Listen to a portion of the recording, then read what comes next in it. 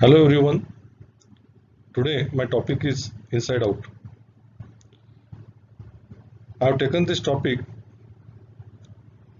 just to get appraise of how we should take control of the situation. And most of the insights have been taken for various books. Look at the picture. The upper part here is a kind of a reference picture of Tokyo on 1st September 1923 where a disastrous earthquake happened on 2nd of September. And after the earthquake, there was only one building which was standing tall, Imperial Hotel. Rest everything collapsed. You can go on the internet and search for these pics, and you will see the real pictures, and that's surprise. But nothing was surprise here. The reason was very simple. The foundation was strong. The trees stand tall if the roots are penetrated, deep and strong. And exactly same thing is applicable in our life. What Stephen Covey says in his book 7 Habits of Highly Effective People,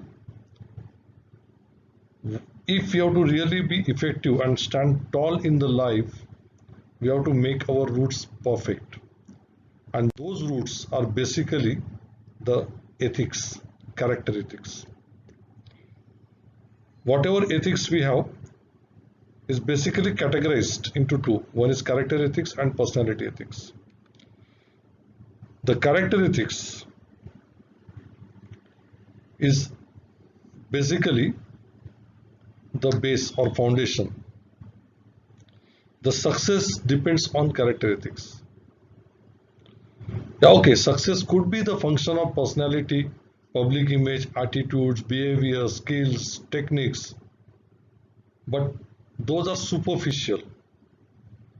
The base is always the character like integrity, humility, fidelity, temperance, courage, justice, patience, industry, simplicity, modesty, etc. etc. If we have our character strong, the personality can be developed. And that's how we have to work on our character. So although image, techniques, skills can influence the outward success, the real effectiveness lies into a good character. And these characters forms a habit. The habit expresses the character. But then how the habits are developed? What Stephen Covey says, the habits are developed through a simple law of harvest. What he says, sow a thought and reap an action. Sow an action, reap a habit. Sow a habit, reap a character. And sow a character, reap a destiny. It's very simple. Our destiny is always determined by our characters. And to take it further, if you really want to change any situation, first we have to change ourselves. And to change ourselves, we have to change the perception. The perception in the sense, the lens through which we see the world. Now there could be a question why we should change. It's simple. If there is nothing is permanent in life except change. If we do not change ourselves, it will not take much time for us to be redundant or to be outdated. The things are changing very rapidly. The speed at which everything is changing in the world is increasing day by day. And that's why it's really important that we should adapt to the changes. And when we have to adapt to the changes, either we can be reactive, that okay, whenever change happens, just react to it, or we can be proactive, take charge of the situation and drive the changes. So if we really want to change, we cannot just sit in the room and advise and change. We have to first change ourselves. And if we have to change ourselves, we have to change our perception. We cannot change ourselves being into the same old perception. a very nice demonstration given in 7 Habits book. Look at this picture. What is this picture? When you look at this picture at a first glance, I am sure there are few who see a young lady looking away, and the rest may look at a side view of an old lady. Look carefully.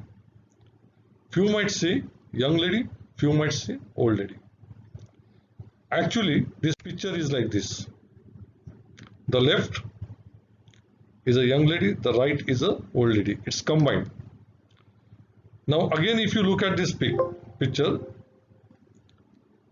in the center, those who were looking at the picture and perceived it as a young lady will now see only old lady. And those who looked at this picture and perceived it as an old lady will now only look at young lady. And that's how the perception changes. And this perception is basically called as paradigms. The paradigms is like we see it as a map, but the map is not a territory. Map is only the indicator. It's only an explanation of the certain aspects about a particular territory, particular area. But we simply assume most of the cases that the way we see the things is the way they are or they should be. I'm repeating again. We simply assume many times that the way we see the things are the way they really are or they should be. But the fact is, things are never the way we see it. Reality could be different because we are always looking at anything through our perception, through our lens, through our mental maps. And as long as we are influenced by our own paradigms, we will never look at the reality. So these paradigms are our mental representations of the reality. It's not reality. It may not be. It may be reality, but you cannot guarantee it. It's only our mental representation. So these mental maps are basically formed in our brain. It's a map about the world around us, which comes from the concepts we have, which comes from the assumptions we have, maybe some ideas, some views, etc., etc. Maybe some opinions we have formed over a period of time. So all of us think we see the world as the world is, but the truth is we see the world as we are. We do not see the world as the world is. We always try to, if we are negative, we always think that everyone is negative around us. If we are suspicious, we will always find every person is suspicious. If we are positive, we will find only good things around us. And if we are hopeful, we will only look at the hopes. That's how the things happens. And these paradigms drives our behaviors and drives our attitudes. So the first thing is we have to fix our paradigms. It's a famous, I'm not going to tell something new. Look at this picture, this glass. Many times you must have heard, what is the glass? You could say this half full, or you could say this is half empty. The people say, in many cases, if a person says this glass is half full, he's a positive person, he's a positive attitude person because he's looking at what is filled into it. And if a person look at the glass and says, okay, it's half empty, we perceive that, okay, this is a negative person because he is looking at the emptiness of the glass. But the fact is both are wrong. The glass is never empty. Technically speaking, it is not empty. It is filled half with water and half with the air. So what we look at it, either we can say glass is half full with the water, or we can say it's half empty. There is a scope to fill it up, or we can say glass is never empty. It's half filled with water and half filled by air. Solve everything is perception, the way you look at the thing. So in other words, the way we see the problem is the problem. A problem at times could be the opportunities also. When we say the glass is half full, yeah, this is a problem. And when we say the glass is half empty, yeah, there is opportunity. We can fill it up. So it's the same. The way we see the world is the world. The way we see the problem is the problem. So if we want a small change, we have to work on our behavior. And if we want a big jump, a quantum leap changes, we have to work on the paradigms. Take out these words called problems and all. Look at the opportunities. So coming back to this, the way we see the problem is the problem. What's happened in last 5-6 months? Everyone knows Corona has screwed our life. Some people work from home. Some people maybe partial office. In such cases, what has happened? Everything is going on the digital. People who never knew how to operate the computer, they learn computers. Maybe for the online study, maybe for the online work, maybe for anything. People learn how to work with the essential items rather than spending unnecessary.